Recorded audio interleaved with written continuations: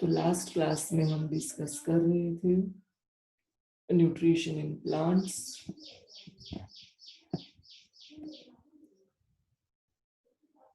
पिछली बार हमने फोटोसिंथेसिस के बारे में थोड़ा सा इंट्रोडक्शन किया।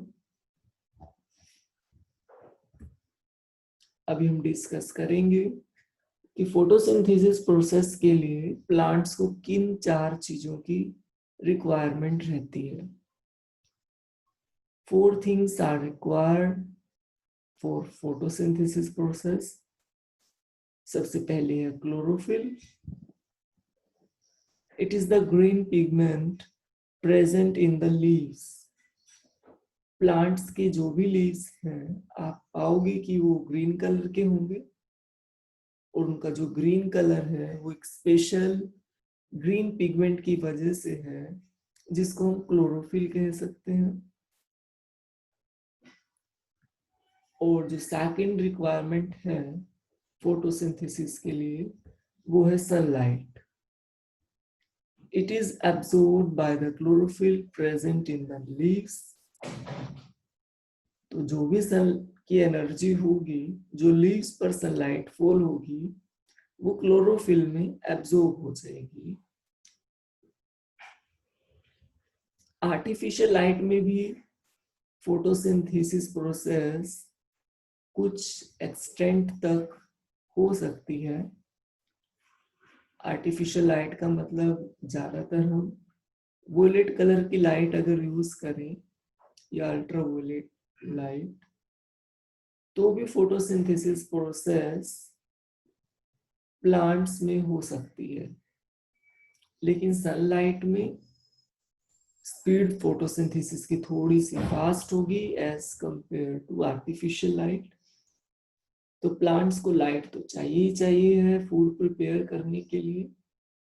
नेचुरल लाइट है तो अच्छा है। अगर नेचुरल लाइट नहीं है, कोई इंडोर प्लांट है, तो आर्टिफिशियल लाइट से भी उस प्लांट का काम चल जाएगा। लेकिन आर्टिफिशियल लाइट में भी वोलेट कलर प्रेफर्ड है क्योंकि वोलेट कलर की एनर्जी ज्यादा होती है। या अल्ट्रावायलेट कलर हो वो तो हमें दिखेगा नहीं, अल्ट्रावायलेट लाइट तो दिखेगी नहीं। तो वोलेट कलर की हेल्प से भी प्लांट इंडोर भी फोटोसिंथेसिस कर सकते हैं। और जो थर्ड रिक्वायरमेंट है वो है कार्बन डाइऑक्साइड।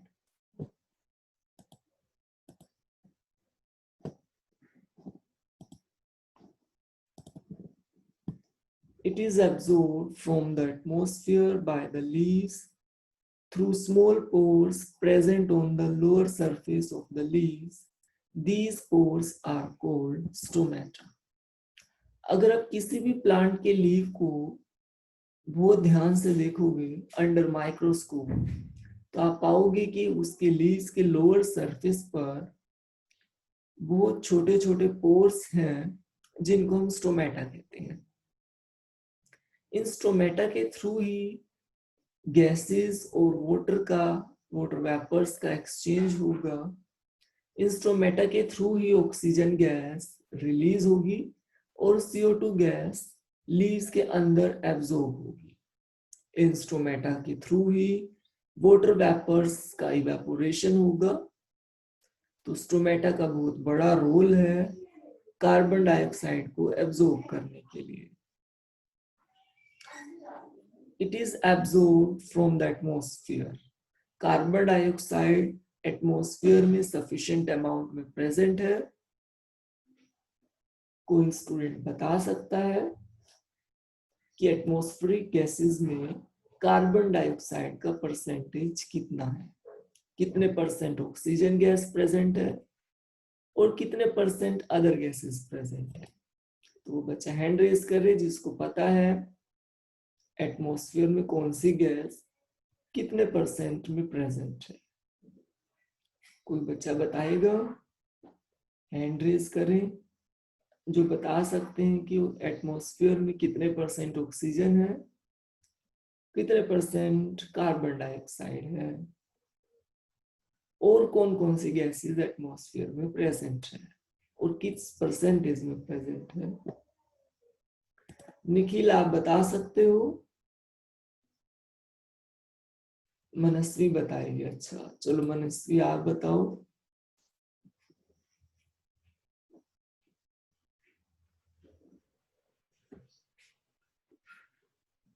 Yes, sir.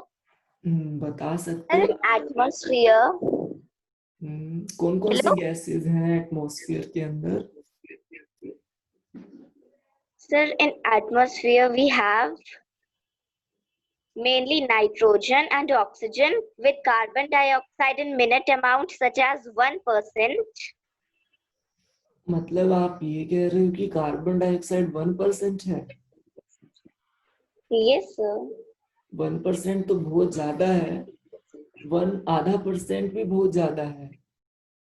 तो CO2 जो है वो 0.03% के आसपास हमारे एटमॉस्फेयर में प्रेजेंट है। मतलब बहुत ही ज्यादा ट्रेसिस में है। 0.5% भी पूरा नहीं है और उतनी प्लांट्स के लिए सफिशिएंट है। अगर CO2 ज्यादा हो जाएगी तो इससे ग्लोबल वार्मिंग होगी, टेम्परेचर राइज हो जाएगा काफी अर्थ का। तो 0.03%। बोलो मनस्वी। Sir, oxygen is 21%. हाँ ऑक्सीजन 21% है एवरेज, जहाँ प्लांट्स ज्यादा होंगे। Nitrogen is 78%. नाइट्रोजन 78% है। नाइट्रोजन का रेस्पिरेशन में, ब्रीदिंग में तो कोई रोल नहीं है, फोटोसिंथेसिस में भी कोई रोल नहीं है, लेकिन नाइट्रोजन गैस का प्लांट की ग्रोथ में बहुत बड़ा इंपॉर्टेंट रोल है। कुछ प्लांट्स हैं Yes, sir. तो नाइट्रोजन गैस को एक कंपाउंड की फॉर्म में कन्वर्ट कर देते हैं, जो प्लांट की ग्रोथ के लिए काफी इंपॉर्टेंट है। तो आप सभी को पता है कि हर एक प्लांट फोटोसिंथेसिस में ऑक्सीजन गैस को रिलीज करेगा और कार्बन डाइऑक्साइड गैस को एब्जॉर्ब करेगा। लेकिन आप ये दो डिफरेंट प्रोसेस है। हर एक प्लांट में फोटोसिंथेसिस भी हो रहा है और रेस्पिरेशन भी हो रहा है। रेस्पिरेशन का मतलब समझते हो? जैसे ह्यूमन बींग्स सांस लेते हैं, ऑक्सीजन को इनहेल करते हैं और CO2 को एक्सहेल करते हैं। इसी तरह प्लांट्स में भी रेस्पिरेशन होता है। प्लांट्स भी ऑक्सीजन को एब्जॉर्ब करते हैं रेस्पिरेशन में और CO2 को रिलीज करते हैं, लेकिन फोटोसिंथेसिस में वो उल्टा करते हैं। फोटोसिंथेसिस में वो ऑक्सीजन को रिलीज करेंगे और CO2 को एब्जॉर्ब करेंगे। तो हर एक प्लांट CO2 को एब्जॉर्ब भी करता है और रिलीज भी करता है। रिलीज करेगा रेस्पिरेशन में और एब्जॉर्ब करेगा फोटोसिंथेसिस में। लेकिन एब्जॉर्प्शन ज्यादा होती है डे टाइम में और CO2 का जो रिलीज है वो कम होगा डे टाइम में।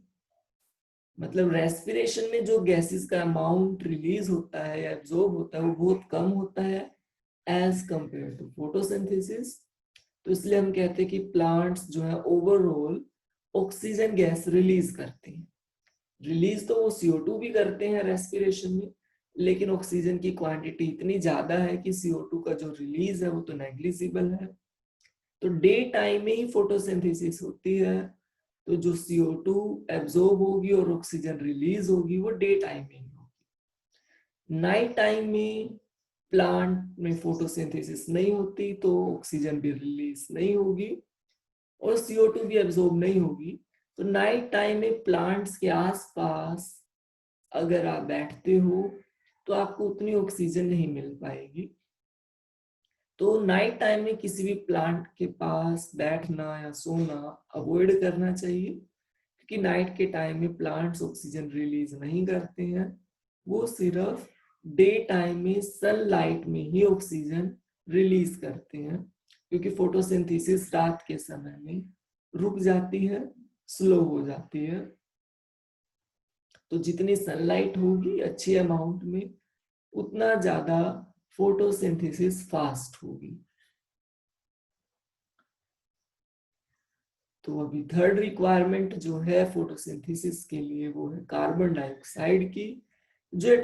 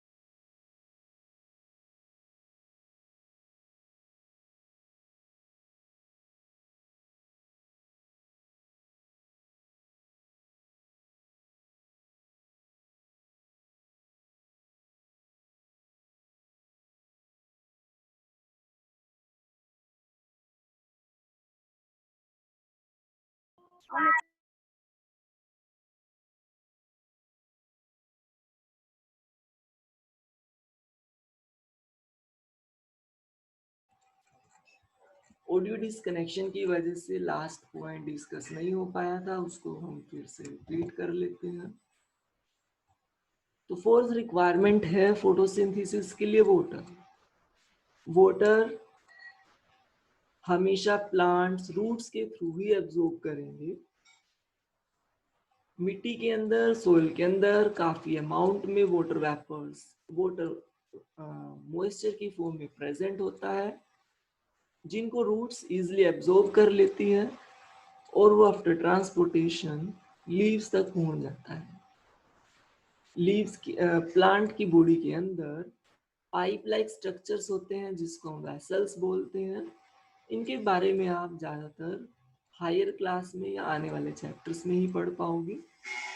ट्रांसपोर्टेशन का क्या सिस्टम है, किस तरीके से वाटर रूट से लीव्स तक पहुंच पाता है, वो आप आने वाले दिनों में जान पाओगे।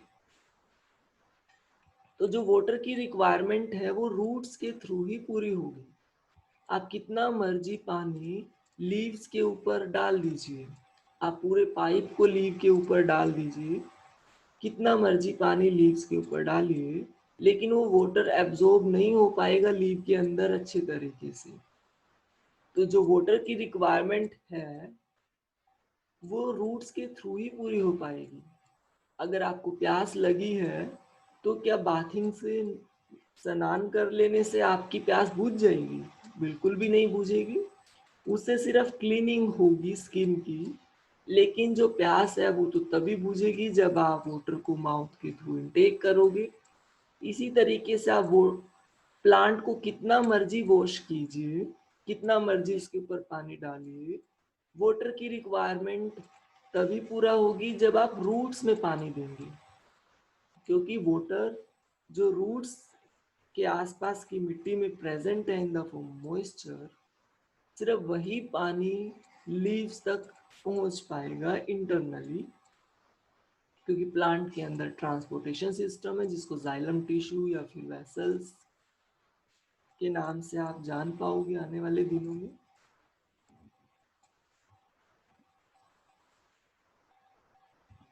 तो प्लांट की पूरी बॉडी में वाटर पहुंच जाएगा इन वेसल्स के थ्रू, और लीव्स में तो बहुत ज़्यादा रिक्वायरमेंट रहती है वाटर की, इसके बिना तो फोटोसिंथेसिस हो ही नहीं पाएगी। तो ये चार चीज़ें हैं जो ऑटोट्रोफिक प्लांट्स को चाहिए होती हैं अपना फूड प्रिपेयर करने के लिए by the process of photosynthesis. और ये सिर्फ डे टाइम में ही चाहिए। रात को क्योंकि सनलाइट नहीं है तो रात को ये प्रोसेस स्लो हो जाएगी या स्टॉप हो जाएगी। तो डे टाइम ही चारों चीज़ों की रिक्वायरमेंट प्लांट्स को रहेगी।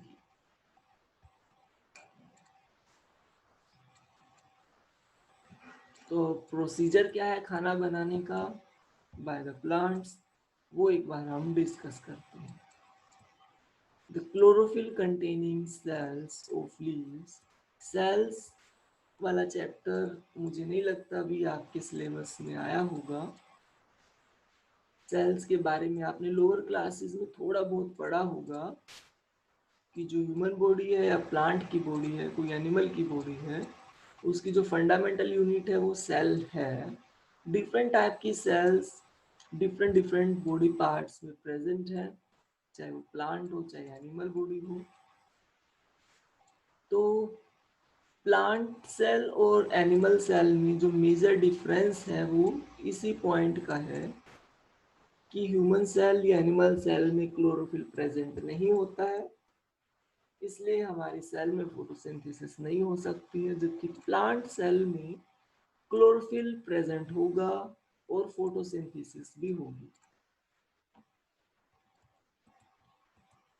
एक लाइन में हम कह सकते हैं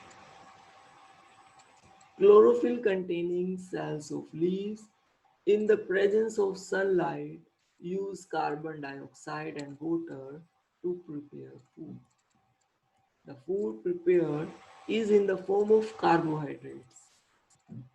जो भी फूड प्रिपेयर होगा फोटोसिंथेसिस में, वो शुगर का हो या कार्बोहाइड्रेट्स का हो या ग्लूकोज का हो, इसी फॉर्म में प्रिपेयर होगा। शुगर का मतलब सिर्फ चीनी नहीं है। अगर आप समझते हो कि शुगर का मतलब सिर्फ वही है जो हम चाय में डालते हैं, दूध में डालते हैं, मिठाई में डालते हैं, शुगर के डिफरेंट टाइप्स हैं। यहाँ तक कि हनी है उसमें भी शुगर की अलग वेरिएंट प्रेजेंट होता है। तो जो भी कार्बोहाइड्रेट्स हैं प्लांट के लीव्स में प्रेजेंट होंगे, क्योंकि जो प्लांट है वो कार्बोहाइड्रेट्स की फॉर्म में अपना फूड स्टोर करेगा। जो फूड प्रिपेयर होगा लीव्स में वो प्लांट के डिफरेंट पार्ट्स तक इजीली ट्रांसपोर्ट हो जाएगा, क्योंकि प्लांट की बॉडी के अंदर प्रॉपर सिस्टम है ट्रांसपोर्टेशन के लिए। ट्रांसपोर्टेशन के सिस्टम के बारे में तो आप हायर क्लासेस में आने वाले दिनों में ही जान पाओगे। जैसे ही खाना प्रिपेयर होगा लीव्स के अंदर in the process of photosynthesis, तो जो भी खाना होगा मतलब कि शुगर होगी वो अल्टीमेटली स्टार्च में कन्वर्ट हो जाएगी, जो कि कार्बोहाइड्रेट की एक अनदर फॉर्म है। तो फोटोसिंथेसिस प्रोसेस की जो केमिकल रिप्रेजेंटेशन है वो आप स्क्रीन पर देख सकते हो। लेफ्ट हैंड साइड है रॉ मटेरियल जो आपको चाहिए, और राइट हैंड साइड है प्रोडक्ट्स ऑफ फोटोसिंथेसिस। तो मेनली आपको दो रॉ मटेरियल चाहिए, CO2 एंड वाटर। सनलाइट और क्लोरोफिल तो काफ़ी बड़ी क्वांटिटी में, बहुत बड़े अमाउंट में प्लांट को मिल जाते हैं डे टाइम में। तो CO2 और वाटर को एब्जॉर्ब करके, CO2 और वाटर को यूज़ करके प्लांट के लिए कार्बोहाइड्रेट बनाएंगे और ऑक्सीजन बनाएंगे।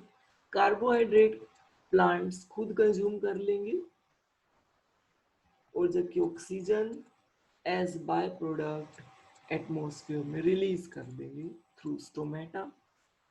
तो जो ऑक्सीजन मैन्युफैक्चर होगी फोटोसिंथेसिस में, वो स्टोमेटा के थ्रू बाहर आ जाएगी लीव से, जिसको हम ब्रीदिंग में, रेस्पिरेशन में यूज कर सकते हैं।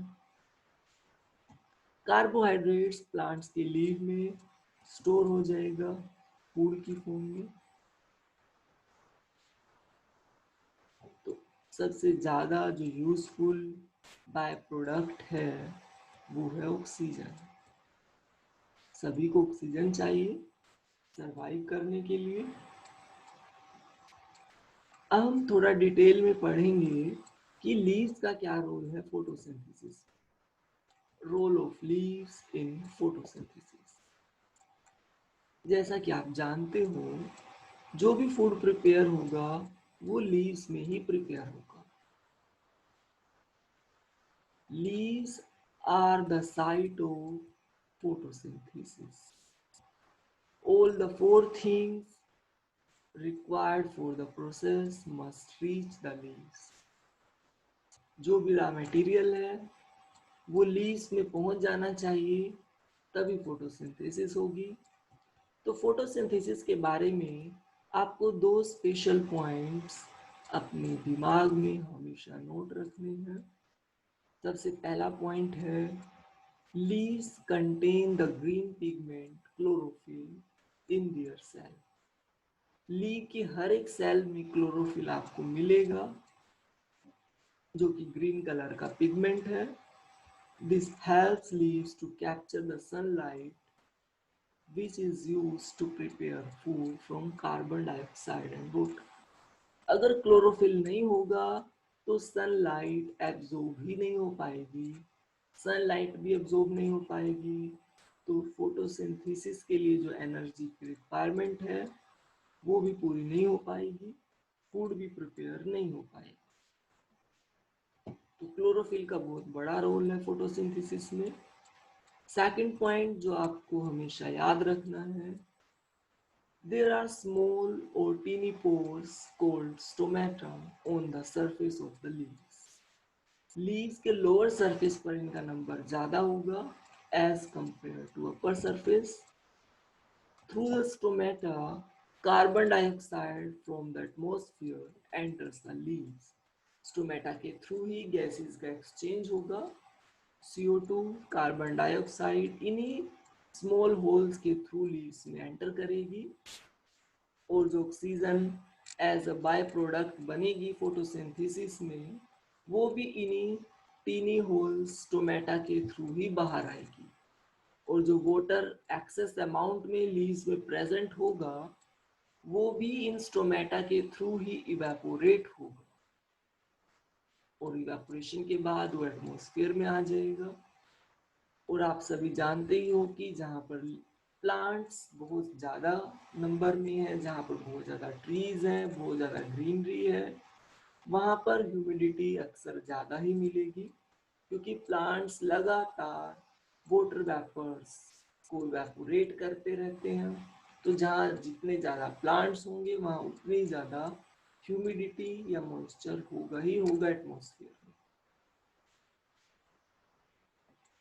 तो ये जो डायग्राम है ये आप सभी बच्चों को बनाना आना चाहिए। ये स्टोमेटा का 2 फेज डायग्राम है।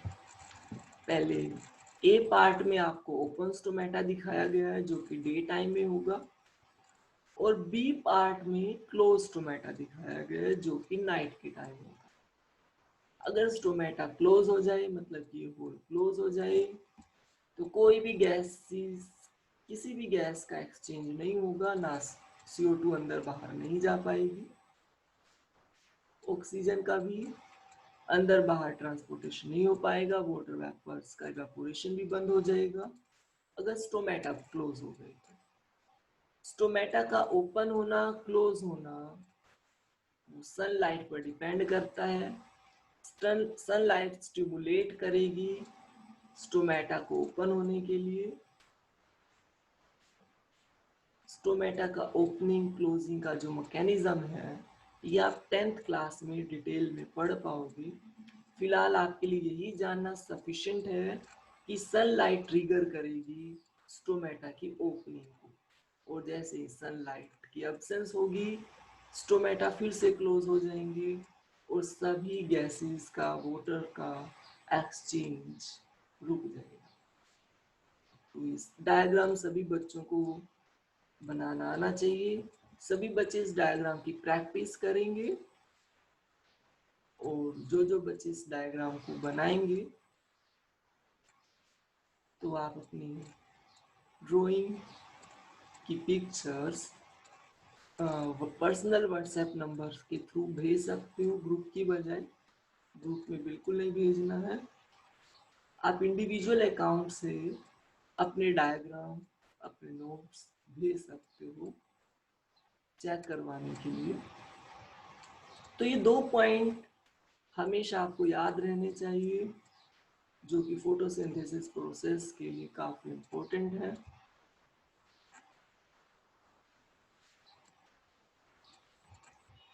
एक चीज का और आपको ध्यान रखना है, होल के अराउंड जो आपको 2 सेल्स दिखाई दे रही हैं इनको हम स्पेशल नेम दे सकते हैं, इनको हम गार्ड सेल बोल सकते हैं।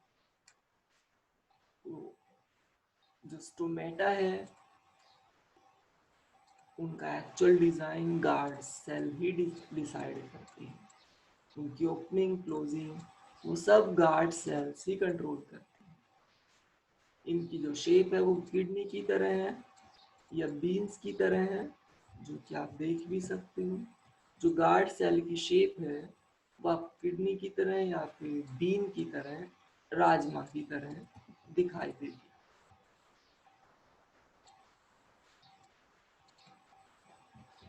What happens in plants with reduced leaves like the desert plants? Desert plants में लीव्स का नंबर बहुत कम होता है। डेजर्ट प्लांट्स में क्योंकि बहुत ज़्यादा टेम्परेचर हाई होता है और हाई टेम्परेचर की वजह से जो वाटर का लॉस है, वाटर का इवेपोरेशन है थ्रू लीव्स वो भी बहुत ज़्यादा हो सकता है। तो डेजर्ट प्लांट्स में ज़्यादातर आप पाओगे कि लीव्स का नंबर तो बहुत कम होता है लेकिन स्पाइंस बहुत ज़्यादा होती हैं। डेजर्ट प्लांट्स की खास पहचान है कि उन पर आपको बहुत सारे कांटे देखने को मिलेंगे, स्पाइंस देखने को मिलेंगे। एक्चुअली जो स्पाइंस है वो लीव्स की अल्टर्ड फॉर्म है। जो स्पाइंस है वो लीव्स की अल्टर्ड फॉर्म है। In desert plants like cactus plant, these leaves are reduced to spines. जो लीव्स है वो स्पाइंस की फॉर्म में कन्वर्ट हो जाते हैं ताकि जो सरफेस एरिया है वो रिड्यूस हो जाए, क्योंकि जो लीव्स है वो तो बिल्कुल फ्लैट होंगे तो वाटर का इवेपोरेशन ज़्यादा होगा, वाटर का लॉस ज़्यादा होगा और प्लांट डिहाइड्रेट हो जाएगा। तो प्लांट को डिहाइड्रेशन से बचाने के लिए जो लीव्स हैं वो अपनी फॉर्म को अल्टर कर लेते हैं और वो स्पाइंस की फॉर्म में रिड्यूस हो जाते हैं, क्योंकि स्पाइन का जो सरफेस है वो तो बहुत कम होगा तो वाटर का इवेपोरेशन भी बहुत कम होगा।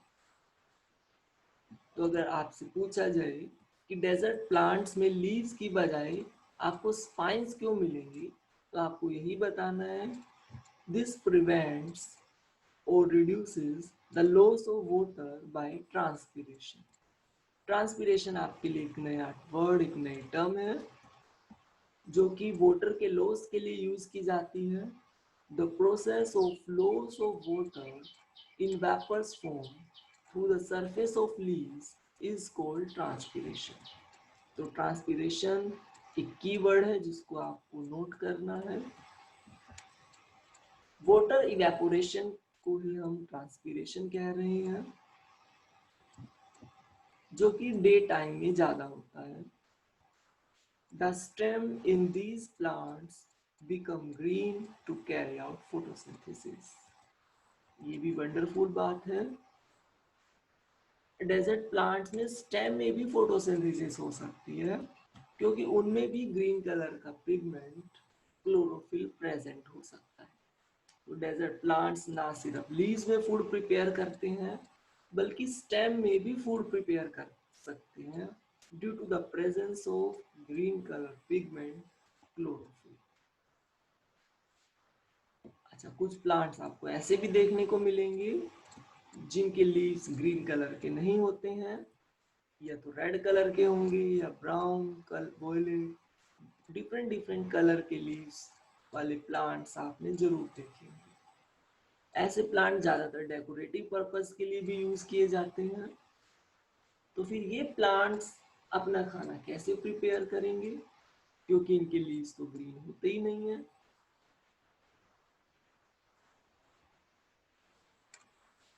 तो अगर कोई प्लांट का लीव ग्रीन नहीं है, तो इसका मतलब ये बिल्कुल नहीं है कि उसके अंदर क्लोरोफिल प्रेजेंट नहीं है, बल्कि रेड कलर के लीव में भी क्लोरोफिल प्रेजेंट हो सकता है, क्योंकि ये जरूरी नहीं है कि एक ही कलर का पिगमेंट लीव के अंदर प्रेजेंट हो।